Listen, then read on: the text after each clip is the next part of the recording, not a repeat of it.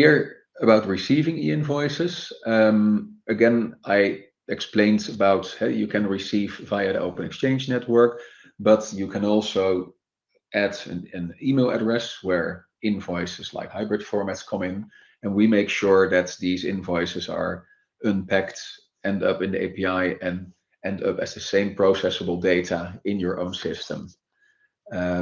One thing about receiving and sending, when we as service providers register companies on the Open Exchange network, only one side is mandatory, only one side is unique, meaning that we need to register these companies in what is called the SML and the SMP, the Service Metadata Locator.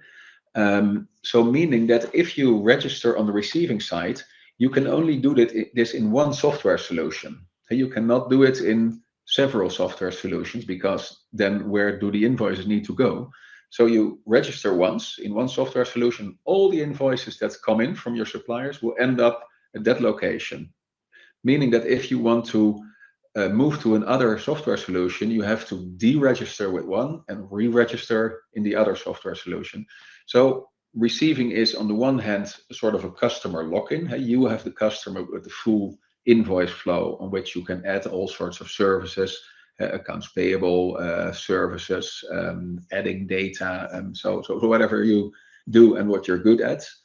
And yeah, this fact that it's unique on the receiving side, of course, brings that it's interesting to grab all these customers, because they don't have a lot of reason to move once everything works properly and once everything is set up.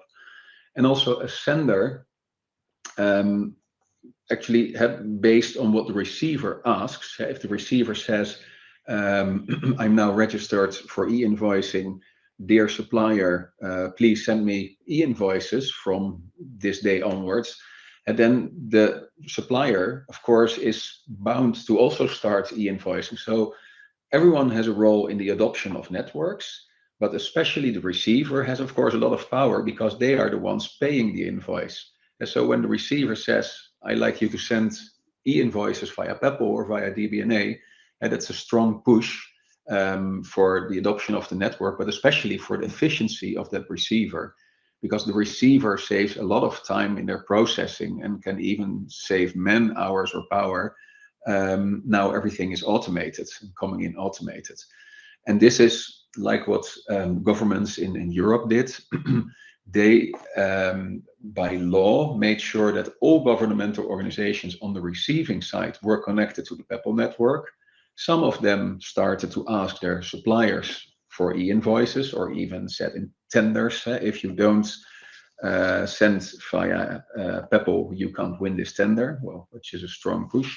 But of course, for the governments, that was a big efficiency gain when their suppliers started to send e-invoices. So this really was a driver for the adoption of Peppol throughout Europe. Here you see the receiving side.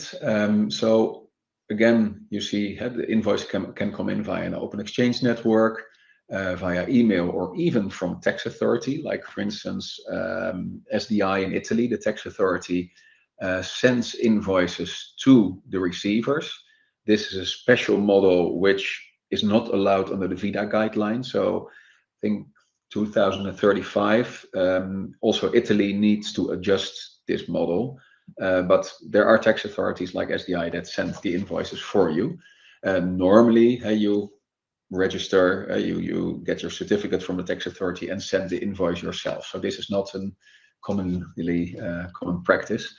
But sending, of course, it's a purchase invoice, comes in via the Storecove API. You have a proper setup here with your ERP system, and that invoice, no matter what invoice format comes in, is always delivered as the same JSON data, and also always directly processable. Here you see the archiving API. So when receiving an invoice, you will receive the JSON data, but via the archiving API here, you can receive the format that the invoice was originally sent into you. So the format that was originally produced by the sending ERP system is the format that you can also archive via the API.